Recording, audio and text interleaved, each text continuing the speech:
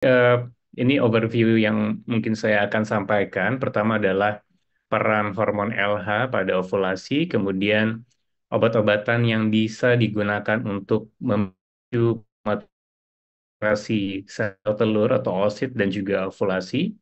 Kemudian juga bagaimana kita melakukan trigger dan juga dosis daripada obat-obatan yang bisa memicu ovulasi tersebut.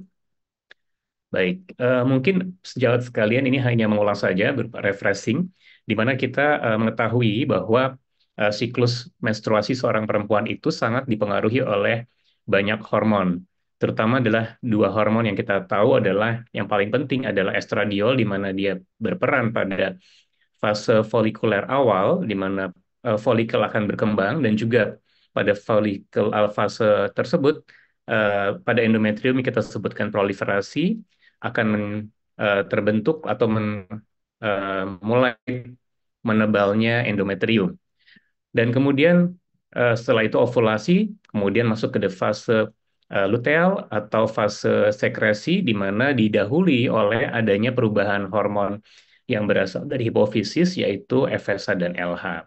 Dan kita tahu bahwa ada hormon yang sangat penting dalam memicu terjadinya ovulasi, yaitu hormon LH. Dan hormon LH ini harus melonjak, atau kita sebut dengan lonjakan LH atau LH surge, untuk memicu terjadinya ovulasi.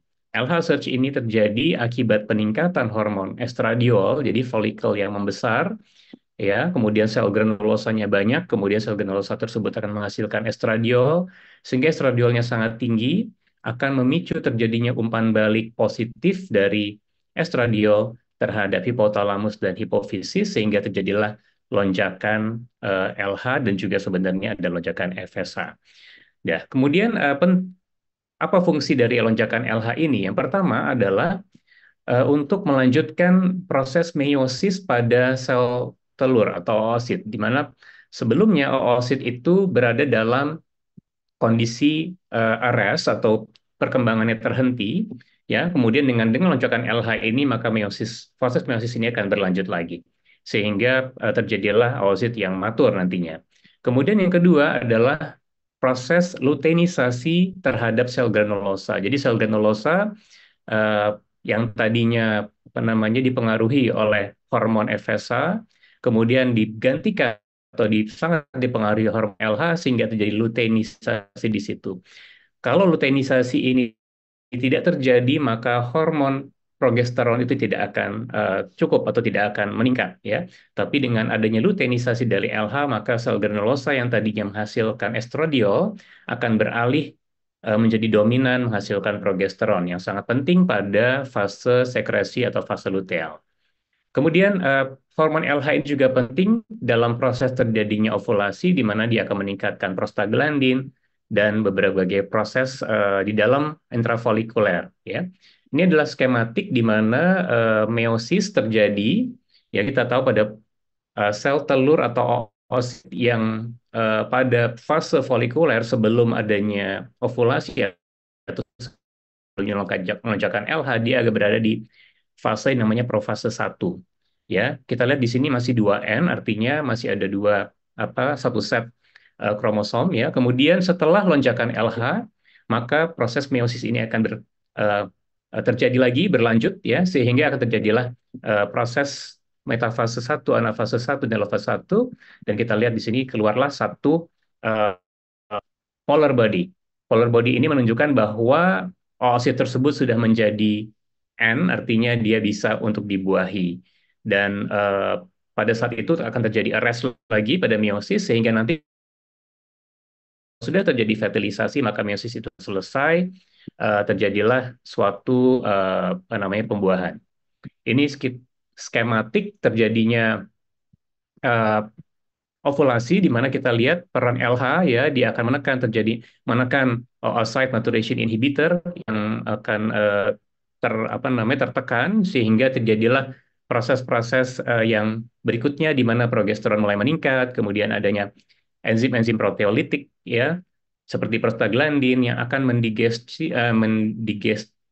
kemudian juga membuat eh, dinding daripada folikel ini rapuh dan terjadilah ruptur, ya, sehingga kemudian oosit bisa keluar atau terjadilah proses ovulasi. Baik, kita mengetahui bahwa LH ini sangat penting pada ovulasi, namun kita juga tahu bahwa eh, waktu kita lakukan, misalnya kita melakukan treatment infertilitas dan kita ingin melakukan atau menginjus terjadinya suatu ovulasi atau maturasi oosit, kita harus memilih beberapa macam obat ya yang bisa menggantikan LH tersebut.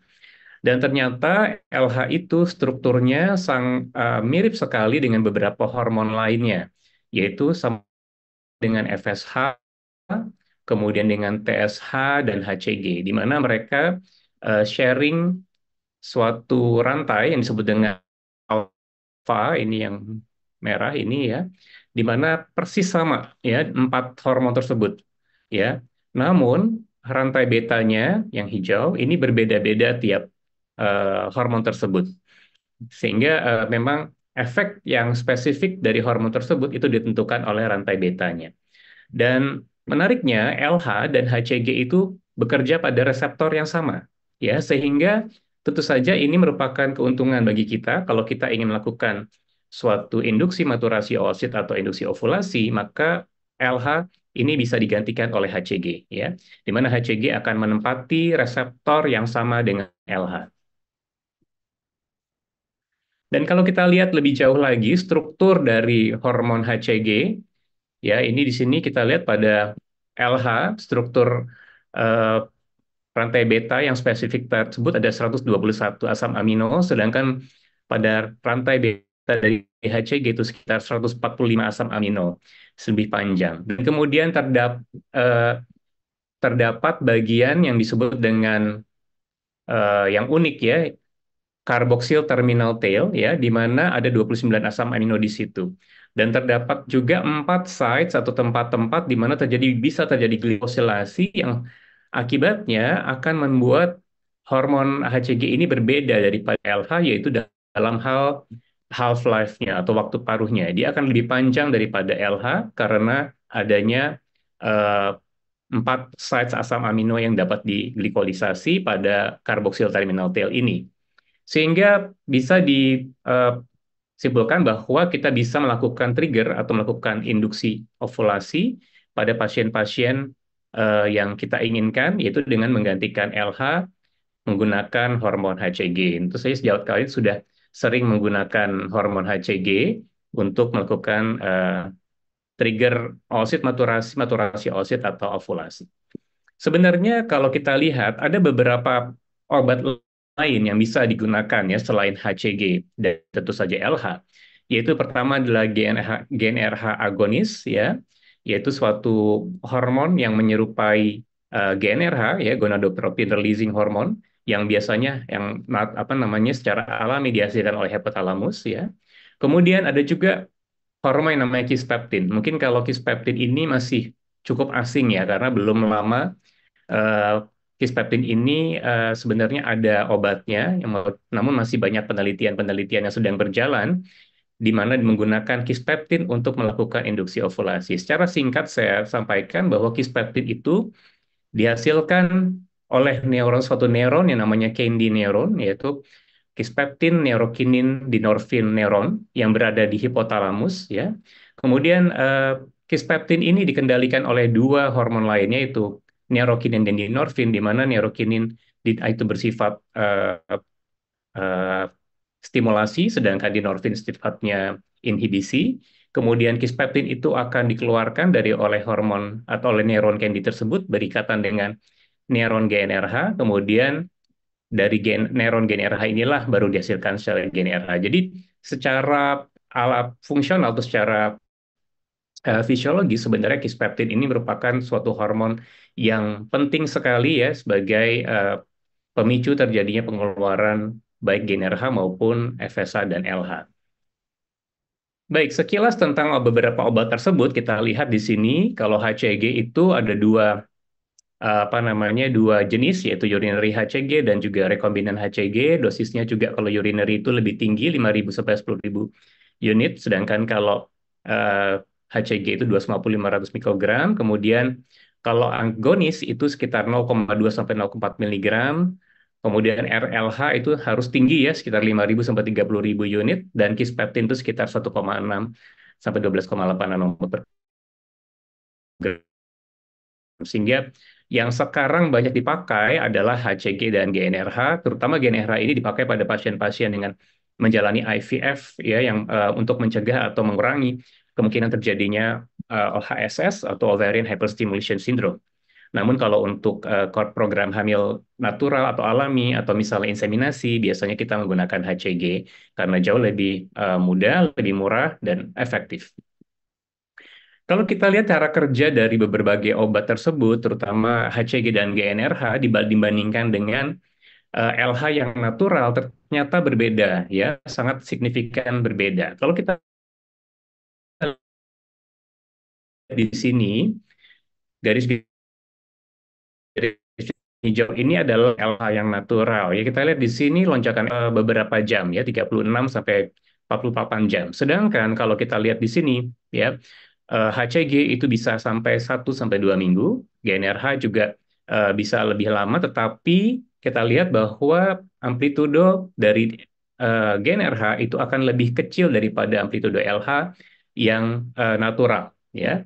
Sehingga kalau kita lihat di sini efek dari HCG yang panjang tentu saja akan ada efeknya ya, terutama kalau pada pasien-pasien IVF ya, terutama pasien-pasien yang dengan hyperresponder, misalnya PCOS, maka ini akan ada risiko peningkatan OHSS. Sedangkan kalau GnRH, karena dia pendek, dia risiko GnRH OHSS-nya akan turun, tetapi diperkirakan adanya insufficient luteal support yang tidak terlalu tidak terlalu cukup ya, dan kemudian akan cukup tinggi. Oke, nah kalau kita lihat ini ada berbagai banyak penelitian yang mencoba membandingkan antara HCG dan GnRH masing-masing menginstruksi atau trigger terjadi maturasi di mana jumlah oosit, kemudian M2 oocytes, dan kemudian fertilisasi tidak berbeda bermakna. Namun yang sangat berbeda adalah pada luteal phase-nya. Luteal phase pada pasien-pasien dengan GnRH atau trigger dengan GnRH itu harus dibantu dengan luteal phase support yang lebih kuat. Karena efeknya dia lebih amplitudenya lebih lemah daripada LH natural dan juga daripada HCG, sehingga akan terjadilah peningkatan implantation failure atau kegagalan implantasi dan juga miscarriage, sehingga harus digunakan berbagai luteal phase support tambahan untuk membantu terjadinya kehamilan. Baik, kita masuk ke waktu trigger dan dosis daripada HCG. Mungkin hanya mengulang fresh bahwa kalau kita mulai dari yang inseminasi ya, kalau misalnya kita melakukan inseminasi, maka biasanya kita melakukan pada hari kedua atau ketiga melakukan scanning USG, kondisi daripada sel telur baik, kita bisa melakukan pemberian obat-obatan, apakah itu induksi ovulasi atau stimulasi ovarium ya, bisa dengan melakukan clomifen citrat dari 50 sampai 150 mg, letrozol, kemudian 2,5 sampai 5 mg. Kemudian juga bisa melakukan memberikan rekombinan FSH atau urinary HMG 75 international unit. Kemudian setelah diberikan, maka kita akan melakukan kontrol kembali ya, kira-kira pada hari ke-11, 12, 13 kalau kita memberikan kolmifensitat dan letrozol, kemudian atau kira-kira seminggu dari penyuntikan rekombinan FSH itu kira-kira seminggu, kemudian kita lihat. Kalau kita melihat adanya folikel seperti ini, itu folikel dominan di mana ukurannya itu sekitar 18 ya, 17 sampai 18 gitu, atau sampai 24 mm, maka kita bisa melihat ini folikel dominan yang bisa kita lakukan trigger ya.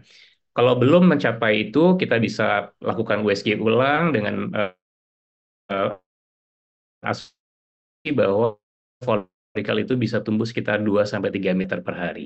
Setelah itu kita juga lihat pattern daripada endometrium. Ya, endometrium yang baik adalah memiliki ketebalan antara 8 sampai 12 milimeter dengan triple layer pattern yang kemudian menunjukkan bahwa endometrium tersebut cukup reseptif. Maka pada saat itulah kita bisa melakukan trigger dengan melakukan pemberian HCG, rekombinan HCG 250 mikrogram dengan kemudian melakukan inseminasi setelah 34 sampai 36 jam kemudian.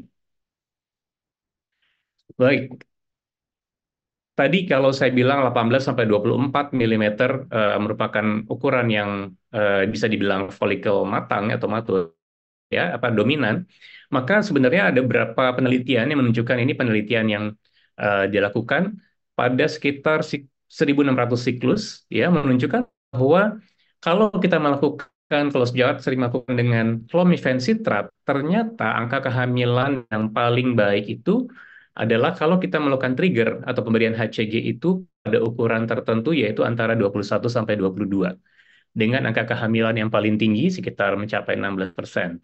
Sedangkan kalau di atas 22 bisa juga ya angka kehamilan mencapai sekitar 14-15%. Namun kalau kurang dari itu ternyata angka kehamilannya cukup signifikan berkurang. Sehingga mungkin kalau pakai clomiphene citrate tunggu dulu sampai sekitar ukuran 21 baru kita lakukan trigger. Kemudian inseminasi ini tentu tidak harus pas gitu ya, tidak harus 36 jam, tapi bisa dilakukan antara 24 sampai 40 jam. Namun biasanya kita juga kalau tidak apa namanya yakin, kita bisa menunjukkan antara 36 sampai 40 jam lebih baik. Tapi tergantung juga pada kondisi folikelnya. Kalau folikelnya memang sepertinya sudah mulai adanya tanda-tanda untuk apa namanya ovulasi, maka kita bisa majukan juga kapan kita melakukan trigger dan kemudian lakukan inseminasinya. Sedikit tentang obat-obatan untuk melakukan inseminasi, kita bisa memilih tadi antara fluoxetine, letrozole, atau gonadotropin. Namun ternyata penelitian-penelitian ini meta analisis yang dilakukan itu menunjukkan bahwa angka kehamilan pada program inseminasi itu terbanyak terbanyak adalah kalau kita melakukan stimulasi ovarium atau induksi ovulasinya dengan melakukan gonadotropin ya. Kita lihat dibandingkan antara gonadotropin dengan natural dan gonadotropin dengan CC, maka angka kehamilannya akan lebih tinggi pada eh, program yang menggunakan stimulan obat-obatan dengan gonadotropin. Oke, bagaimana kalau kita melakukan inseminasi tapi tanpa HCG? Jadi mungkin bisa aja. Jadi kita menunggu benar-benar ovulasi spontan, cuman agak sulit ya untuk melakukan observasi atau melakukan pemantauan ya, monitoring kapan terjadinya ovulasi. Bisa juga dilakukan dengan memberikan apa atau memeriksa dengan LH kit gitu ya. LH kit setiap harinya dilihat begitu ada lonjakan LH, kemudian 24 sampai 30 jam kemudian kita lakukan inseminasi bisa. Tetapi ternyata ini penelitian yang dilakukan pada sekitar 5.000 cycle inseminasi, kalau dibandingkan pasien-pasien inseminasi yang diberikan HCG sebelum inseminasi dan kemudian dengan pasien-pasien yang tidak diberikan HCG, artinya dia spontan ovulasinya, maka ternyata angka kehamilan dan juga angka kelahiran hidup pada pasien-pasien tersebut lebih tinggi pada yang diberikan HCG.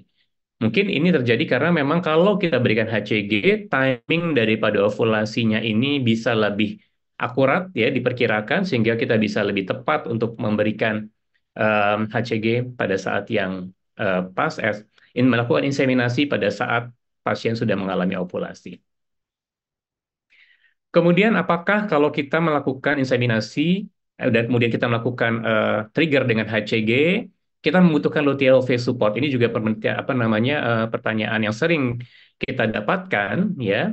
Ternyata kalau kita lihat ya pada ini suatu RCT ya, yang dilakukan pada tahun 2014 menunjukkan bahwa kalau dibandingkan antara yang diberikan luteal phase support ya dan juga tidak diberikan luteal phase support ternyata sebenarnya angkanya tidak berbeda bermakna. Namun demikian kalau folikelnya ini multifolikel artinya lebih dari satu dominan folikel, maka ternyata luteal phase support ini sangat membantu terjadi atau meningkatkan terjadinya kehamilan ya.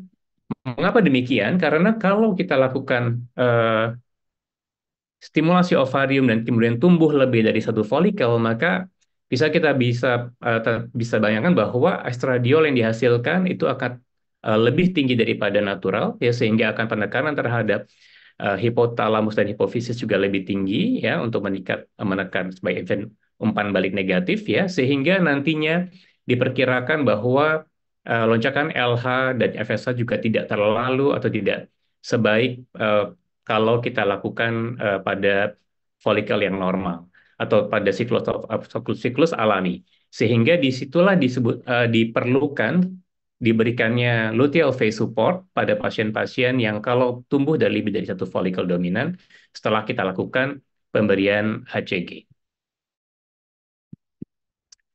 Ya, ini untuk IVF. Kalau tadi pada inseminasi, kira-kira yang pakai cc 20 mm, kalau IVF itu kira-kira di atas 17 mm, dua atau lebih folikel, dengan yang kecil-kecil itu di atas 14 mm, itu sudah cukup kita lakukan trigger untuk melakukan maturasi oosit secara optimal. Kalau dosisnya ternyata sudah dibuktikan bahwa apakah kita harus kan kalau rekombinan HCG biasanya 250, ya. Apakah kita harus meningkatkan menjadi 500 atau dibandingkan lagi dengan urinary HCG, maka ternyata tidak banyak berbeda. Kita naikkan menjadi 500 atau kita berikan urinary HCG, ternyata hasil dari baik angka kehamilan maupun angka kelahiran hidupnya tidak banyak berbeda. Dan bisa disimpulkan bahwa HCG, rekombinan HCG dengan dosis 250 per gram ini sangat ekuivalen dengan urinary HCG yang 10.000 international unit. Jadi padahal yang HCG ini sekitar 6.500, ya, sehingga dengan dosis yang lebih kecil daripada urinary HCG kita bisa mendapatkan hasil yang cukup efisien. Penelitian yang menarik dari Prof. Iko dan almarhum Dr. Nora menunjukkan bahwa kalau kita melakukan trigger dengan HCG pada pasien-pasien bayi tabung, maka ternyata dibutuhkan adanya cutoff point dari serum HCG yang tertentu. Ya, penelitian ini menunjukkan adanya kadar di mana 77 international unit melakukan di mana terjadinya maturasi yang cukup. Sehingga kita lihat di sini kalau kurang dari 77 milli international unit, maka maturasi oosit itu kurang, ya. Dan mengalami hal tetapi pasien respon biasanya dibutuhkan lebih tinggi atau dan dari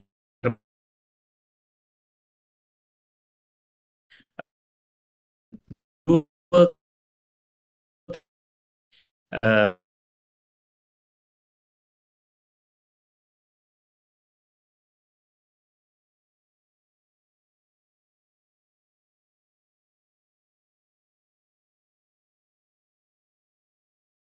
angka baik fertilization rate, kemudian clinical pregnancy rate, live birth rate, pasien yang diberikan HCG saja atau diberikan HCG plus generasi analog pada pasien-pasien dengan diminished ovarian reserve, ya, poor responder, itu akan meningkatkan angka kehamilan. Ya, apa yang kita harapkan dari memberikan trigger dose yang cukup adalah adanya maturasi dari sitoplasma. Karena kita tidak hanya mengharapkan eh, maturasi dari oosit, ya, jadi meosisnya itu tadi terjadi sehingga oositnya bisa dibuahi, namun harus terjadi juga yang dinamakan cytoplasmic maturation atau eh, pematangan sitoplasmik. Di mana kalau kita lihat di sini, tanda-tanda dari pematangan sitoplasma itu adalah benang-benang spindalnya itu sudah ada di pinggir daripada oosit, ya. Kemudian mitokondrianya ini bersamaan dengan berdekatan dengan retikulum endoplasmik, dan organel-organel itu terdistribusi dengan baik. Inilah yang kita harapkan, dan penelitian menunjukkan bahwa HCG dengan dosis 250 mikrogram itu sudah bisa mencapai kondisi yang diharapkan yaitu pematangan sitoplasma. Baik, ini kita masuk ke tipe dari HCG. Karena sekarang kita tahu bahwa ada dua macam ya, rekombinan HCG dan juga urinary HCG. Ini penelitian sudah cukup lama, tahun 2010, mencoba membandingkan bagaimana live birth rate dan juga miscarriage rate pada pasien-pasien tersebut. Ternyata pada pasien-pasien yang diberikan rekombinan HCG itu memiliki live birth rate yang lebih tinggi daripada pasien-pasien diberikan urinary HCG, dengan juga angka miscarriage atau angka keguguran yang lebih rendah. Kalau kita lihat di sini, angka kehamilan, dan juga angka kelahiran hidup ya lebih tinggi pada pasien-pasien yang diberikan rekombinan HCG, sedangkan angka eh, keguguran akan lebih rendah diberikan pada pasien-pasien dengan rekombinan HCG. Hal ini disebabkan oleh karena ternyata pada pasien-pasien yang diberikan urinary HCG, yaitu dengan dosis yang cukup tinggi ya, 10.000 international unit, maka bisa terjadi advancement atau terjadinya maturasi yang lebih cepat pada endometrium, yang tentu saja tidak akan sinkron dengan usia dari embrio ya, sehingga terjadilah angka kehamilan yang lebih rendah. Bisa dan juga ditemukan bahwa adanya HCG reseptor pada endometrium pada pemberian urinary HCG ini lebih tinggi dibandingkan dengan reseptor HCG pada pasien-pasien dengan rekombinan HCG. Sehingga untuk melakukan trigger fundal, fundal maturation dari oosit tersebut bisa kita lakukan hanya dengan dosis 250 mikrogram, yaitu setara dengan 6.500 international unit. Ya, ini juga penelitian lain yang mencoba membandingkan antara rekombinan HCG 250 dengan urinary HCG 5.000, menunjukkan bahwa serum progesteron pada rekombinan HCG lebih tinggi. Kemudian walaupun jumlah telur atau oosit yang dapat dihasilkan pada program bayi tabung itu sama-sama, itu jumlahnya tidak berbeda, tetapi jumlah dari oosit yang matur pada rekombinan HCG ini lebih tinggi dibandingkan urinary HCG. Cochrane Library juga menunjukkan bahwa tidak ada perbedaan yang bermakna antara kedua eh, preparat rekombinan HCG dan urinary HCG dalam hal ongoing pregnancy dan juga live birth rate, dan juga tidak ada angka yang yang berbeda bermakna antara OSS dan juga miscarriage rates. Baik, sebagai take home message, dalam treatment atau uh, tata laksana infertilitas, maka rekombinan HCG ini bisa dapat kita berikan pada pasien-pasien untuk menggantikan lonjakan LH yang endogen untuk menginjus terjadinya maturasi final daripada folikel. Kemudian rekombinan HCG bisa menstimulasi reseptor atau berikatan dengan reseptor LH, menginduksi terjadinya luteinisasi pada sel-sel granulosa, melanjutkan kembali meiosis pada oosit yang sempat terhenti. Kemudian yang penting adalah menginjus terjadinya pematangan sitoplasma oosit dan ovulasi.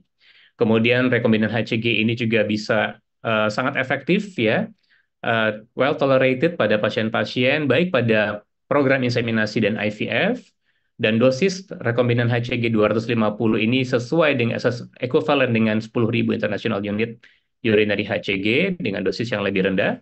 Kemudian timing ovulasi dapat dikendalikan dengan baik dengan memberikan HCG pada siklus inseminasi, sehingga angkanya akan lebih tinggi dibandingkan dengan siklus inseminasi yang tidak diberikan HCG.